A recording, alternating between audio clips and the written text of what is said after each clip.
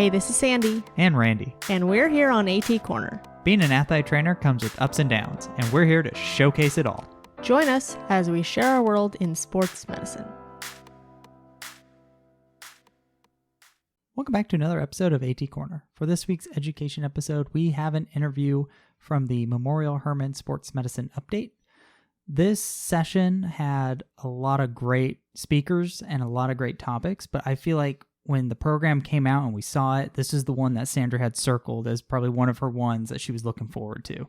Absolutely. I was so lucky to be able to sit down with Dr. Matt Camarillo, who is a physician and orthopedic surgeon actually out in Texas, who shared with us the incidence of spinal cord injuries, stabilization techniques, what goes on beyond the field, and I think most importantly that it doesn't just happen in football, because for me, I've had a couple of cervical spine incidences and injuries that I've dealt with, and they've not all been in football. One was actually in performing arts, so I thought it was really cool to talk to him about the incidents beyond just what we think about. Absolutely. And also, didn't you have like back-to-back days of spineboarding too? Unfortunately, I did, and we do talk about that later in the episode. But really, this is just important to talk about no matter what time of year. Yes. And not just right before you go into your football season. Yes, absolutely. We do owe a huge thank you to Jeremy Jackson and the Sports Medicine broadcast, as he was able to get us out to the Memorial Hermann Sports Medicine Update so that we could bring this to you. And without further ado, here we go. All right, here we go in 3, 2, 1. What's up, y'all? Welcome to the Sports Medicine Broadcast, a podcast to promote and improve your practice as an athletic trainer. I'm Jeremy Jackson, host, but today Randy and Sandy from AT Corner are joining me to interview Dr. Matt Camarillo, talking about backboarding of the injured athlete. Without much further ado, this is sportsmedicinebroadcast.com/backboarding. So thanks for joining us live at the 2023 Memorial Hermann Sports Medicine Update. Sandy, you got it. Thank you, Jeremy. So, Matt, how common are these spinal cord injuries? If you look at the athletes in the U.S., it's only about 9 to 10% a year. Okay. So there's about 12,000 nationally. And when we're talking about spinal cord injuries, we're talking about people, not just for spineboarding, but the people that ended up with some kind of neurological or incomplete recovery after their injury is about 12,000 nationwide. Only about 9 to 10% of those are associated with the athletic population. Just looking at the physicals that are coming in now, I have a couple of athletes who have had previous spinal cord injuries. What are some things that I might be more aware of when I'm taking care of these athletes? Yeah, people who had it is mainly due to, one is a trauma, two is because they were born with some cervical stenosis. And I think making sure they've been seen by a spine surgeon that's really associated with the athletic population. I've seen several that have just been disqualified because they have cervical stenosis, but they don't necessarily hit the qualifications that they should be out of any contact sport. So I think making sure that they're seen by someone that understands the sport and not just always looking at a book of saying this is what it is. And so we're blessed here in Houston to have several of those spine surgeons here. Some great ones up in Dallas too, that a lot of times if they've been disqualified, refer them that way. So they can give them all the research, the risk benefits, and making sure the parents, the athlete, and everyone's on the same understanding of what could happen, but making sure they're given the ability to do that, to play if they like to. That makes sense. So a lot of education, which we take into consideration with a lot of other things. We talk about spinal cord injuries, and the first thing that we think of is football. And we think, it's equipment heavy, it's collision based, and we talk about the equipment removal for that, but what is the incidence in other sports? Honestly, they didn't break it down because I think, you look at most research in athletic populations around football, but we know that it happens in lacrosse, hockey, gymnastics, even you can get an occasional soccer or baseball where there's contact, basketball as well. So those can all happen. The research just isn't there on the correct thing. I think if you look at the research, if they have helmet and shoulder pads for whatever sport, then those keep them in neutral alignment. If they only have a helmet, that helmet probably needs to come off. But I think it's just based on the sport, but there's not a whole lot of research to support that. Okay. These spinal cord injuries, you also, I think, if I remember the number correctly in your talk, I think you said there were about 12,000 per year Are these spinal cord injuries with awareness and education, are we increasing these, decreasing these? Well, so if you look at it, 12,000, that's nationwide for all, including automobile accidents, MCCs, things like that. I think a lot of those you can't prevent. And Right. even the football, not all those injuries you can prevent, but I think you can prevent a lot of them with, making sure the tackling technique's correct and enforcement with the referees and making sure they're enforcing that, as well as the coaches, but making sure the helmet and shoulder pads, if you look at it, they kind of average out. But if you look at since 1975, when they first started documenting all these, it's definitely gone down. Is there a reason for that? I think it's just more awareness to it more Okay. than anything. I think when you put awareness to it, it really heightens everyone. And I think if we don't put awareness to it, we'll probably see those go up again. So moving back into narrowing down into more of an athletic training setting and working with like sport athletes, for example, what would be our initial assessment? What are some red flags for, okay, I need to move on and get this person on a spine board? Yeah, I think the biggest thing is I always say that anyone, if they have a big trauma, like a head-on hit, and they're unconscious, also level of consciousness, you run into the idea, do they have a concussion or is there a spot, and they can't give you a clear answer. So a lot of it is clinical judgment on that. I think if they have any numbness bilaterally, which kind of differentiate it from a brachial plexus injury or a stinger, is more in line with something more central as something more unilateral. And then naturally, if there's any deformity, meaning, their head's in which I don't know if you'd actually see in an athletic part. You see that more with car accidents, but if you notice palpating on their C-spine, I feel a huge step off. That's definitely a red flag as well. And I think in the cervical spine, a lot of pain. As I showed in on that one case presentation, his biggest red flag was he was in a lot of pain. And this is a wrestler, football player who was saying, my neck just hurts. And it was tender midline as well as paraspinal, but he just said, this thing hurts like crazy. He had no neurological deficits. So some of it, you always just trust your gut. You don't want to spine board 10 people in one football game. And that's why it's helpful for the athletic trainer to know the athlete, oh, no, every time he gets beat, he goes down type thing, versus this is a big kid and we didn't know he was actually in a different gym than the main stadium when they were doing it. So we didn't see that. And then once we heard the kind of history that he came straight down on his head with all that pain, it kind of made the decision relatively easy to transport at that point. So once you decide to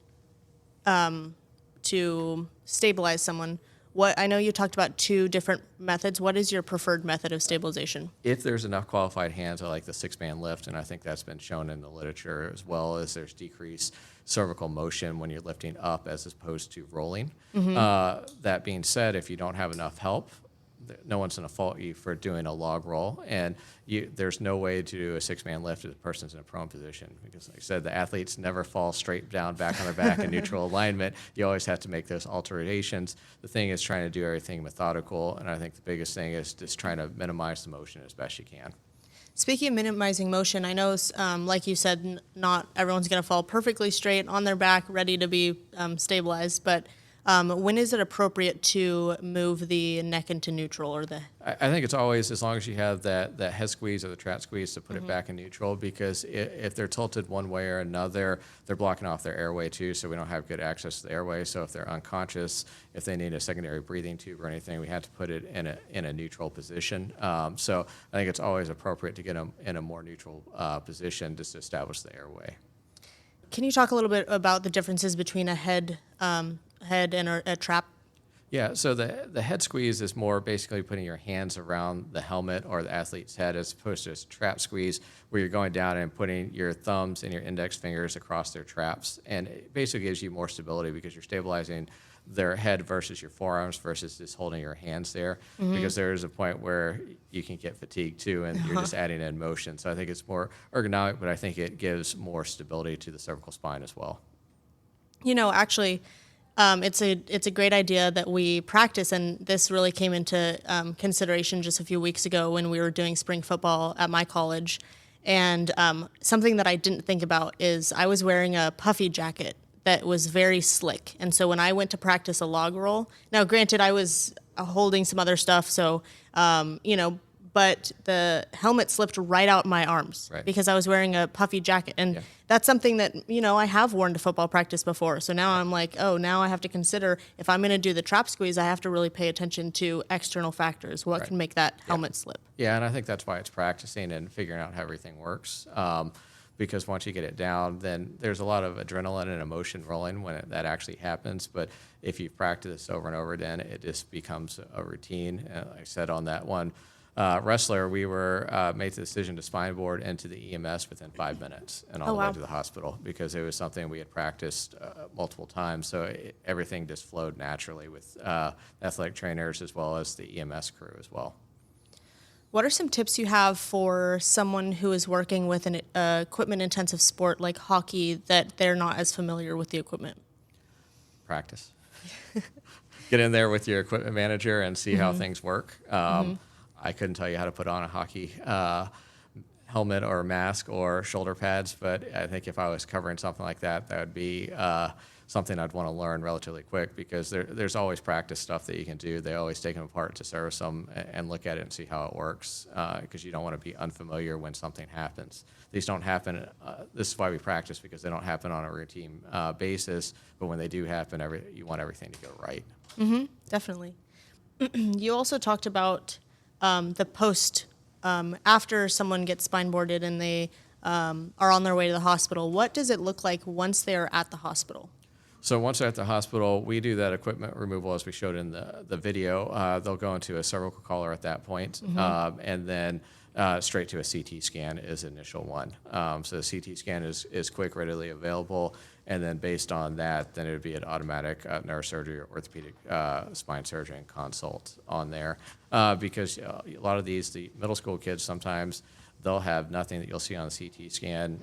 They'll need an MRI, but they just see some core signal change, but there's no fracture. So that's why we, on any suspicion of spinal cord injuries, we transport to our level 1 because we have all the facilities we need there. We don't want to transport one place and then have to get on a helicopter and we're doing multiple moves. We make that call and we head to the level 1 where we have all the capabilities. Can you talk about some the differences between, I know that there's been a lot of talk about different places that have stopped spineboarding or have been treating some of these spinal cord injuries in athletics more like motorcycle accidents? Yeah, I think it's two different mechanisms, and I think it's two different schools of thought, and that's what you get in medicine. You always have different ways. I think most of the research around that I showed today is around the football athlete as opposed to the motorcycle accident, things like that. So I think there's schools of thought, and that was what we approached with the EMS probably 4 years ago. Their literature said, we don't need a spine board. We don't need this is completely different, and that's why we had them. Hey, you want to try this scoop board? Let's try it on full pads on a field, sport turf that's not grass, and let's see how that works. So I think sometimes just education and coming up with a compromise, but then making sure when the time comes, everyone's on the same page. The last thing you want to do is have any showdown when you're the number one priority is the patient or the athlete, and we want to take care of them.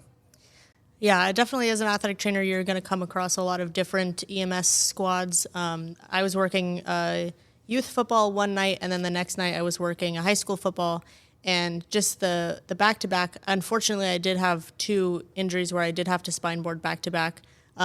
However, one night I had a crew that put them on a spineboard, and then the next night in a different county, 2 hours away, they didn't spineboard. So again, it's about being flexible, and you can't get to the EMS squad ahead of time every single time, but definitely if you're in a place that you're like at a college or a high school or somewhere where you're more familiar or where you're going to be staying in the area, you can definitely have those conversations with EMS ahead of time. Yeah, and there's always the ability, if you don't feel comfortable with something they're doing, is to ask for a supervisor, and that's what we've asked our athletic trainers. If they're doing something that we haven't talked about, hey, can we call the supervisor? Because these are big EMS areas, and you can't control what everyone does or what everyone remembers. So it's one of those, hey, let's stop, the athlete's stable, and can we call for the supervisor is always a easy way to do that instead of having kind of any back and forth or anything. You also talked about the order of on the helmet, which which the side pieces you're supposed to take off first. Can you talk a little bit about the order of that? Yeah, the reason you take out the side pieces first is you can flip the helmet, the face mask up, and that gives you immediate access. So if you need to get to the airway the quickest, then you want to take the sides and you can roll that up to easily get to the airway. You'd ideally want to take off all those, but if you have, for some reason, you need to start CPR, you need to put a secondary breathing device in, it gives you quick access to that area.